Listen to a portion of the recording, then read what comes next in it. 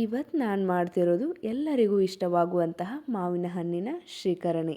ತುಂಬಾ ಸಿಂಪಲ್ಲಾಗಿ ಹಾಗೆ ಟೇಸ್ಟಿಯಾಗಿ ಹೇಗೆ ಮಾಡ್ಕೊಳ್ಳೋದು ಅಂತ ನೋಡ್ಕೊಂಡು ಬರೋಣ ಬನ್ನಿ.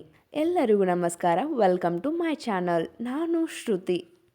ಈಗ ಮಾವಿನ ಹಣ್ಣಿನ ಶ್ರೀಕರಣೆ ಮಾಡಲು ಬೇಕಾಗುವಂಥ ಇಂಗ್ರೀಡಿಯೆಂಟ್ಸ್ ನೋಡ್ಕೊಂಡು ಬರೋಣ ಬನ್ನಿ. ನಾನಿಲ್ಲಿ 5 ಮಾವಿನ ಹಣ್ಣು ತಗೊಂಡಿದ್ದೀನಿ, ½ ಟೀ ಸ್ಪೂನ್ ಏಲಕ್ಕಿ ಪೌಡರ್ ತಗೊಂಡಿದ್ದೀನಿ, 1 ಕಪ್ ಬೆಲ್ಲವನ್ನು ತಗೊಂಡಿದ್ದೀನಿ. ಇವಾಗ ಹೇಗೆ ಮಾಡೋದು ಅಂತ ನೋಡೋಣ. ಮೊದಲು ಮಾವಿನ ಹಣ್ಣನ್ನು ನೀರಲ್ಲಿ ಚೆನ್ನಾಗಿ ಕ್ಲೀನ್ ಮಾಡ್ಕೋಬೇಕು. ಆಮೇಲೆ ಈ ಥರ ಒಂದು ಹಣ್ಣನ್ನು ತಗೊಂಡು ಈ ಥರ ಮೇಲಿಂದ ಪ್ರೆಸ್ ಮಾಡಬೇಕು. ಈ ತರಹ ಪ್ರೆಸ್ ಮಾಡಿದರೆ ಹಣ್ಣೆಲ್ಲ ಮಿಕ್ಸ್ ಆಗುತ್ತೆ, ಸಿಪ್ಪೆಗೆ ಅಂಟಿಕೊಳ್ಳುವುದಿಲ್ಲ. ಈ ಥರ ಎಲ್ಲವ ಹಣ್ಣನ್ನು ಮಾಡಿಕೊಳ್ಬೇಕು. ಚೆನ್ನಾಗಿ ಹಣ್ಣಾಗಿರುವಂತಹ ಮಾವಿನ ಹಣ್ಣು ತಗೊಳ್ಳಿ, ಇಲ್ಲ ಅಂದರೆ ಅದು ಮಾವಿನ ಶ್ರೀಕರಣಿ ಹುಳಿ ಆಗಿಬಿಡುತ್ತೆ. ಮೊದಲು ಈ ಥರ ಮಾವಿನ ಹಣ್ಣಿನ ತುಂಬು ತೆಗಿಬೇಕು.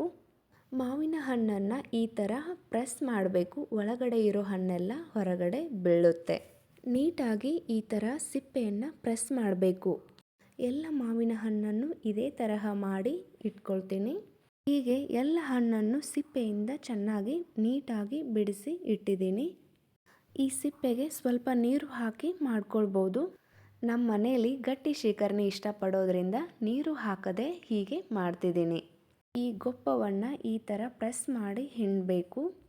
ಇದೇ ಥರ ಮಾಡೋದ್ರಿಂದ ಶ್ರೀಕರಣಿ ಚೆನ್ನಾಗಿ ಮತ್ತು ಟೇಸ್ಟಿಯಾಗಿ ಬರುತ್ತೆ. ನಾನಿಲ್ಲಿ ಎಲ್ಲವನ್ನು ಹೀಗೆ ಮಾಡ್ತಿದ್ದೀನಿ.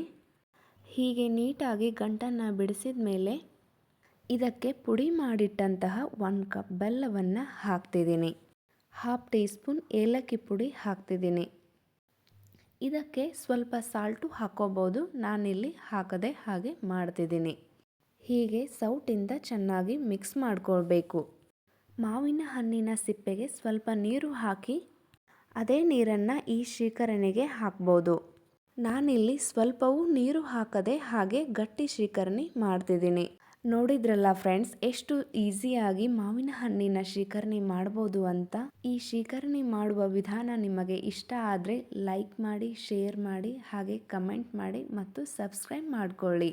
ಇನ್ನಷ್ಟು ಹೊಸ ರೆಸಿಪಿಗೆ ಶ್ರುತಿ ಪಾಕಶಾಲೆನ ಸಬ್ಸ್ಕ್ರೈಬ್ ಮಾಡ್ಕೊಳ್ಳಿ. Thank you.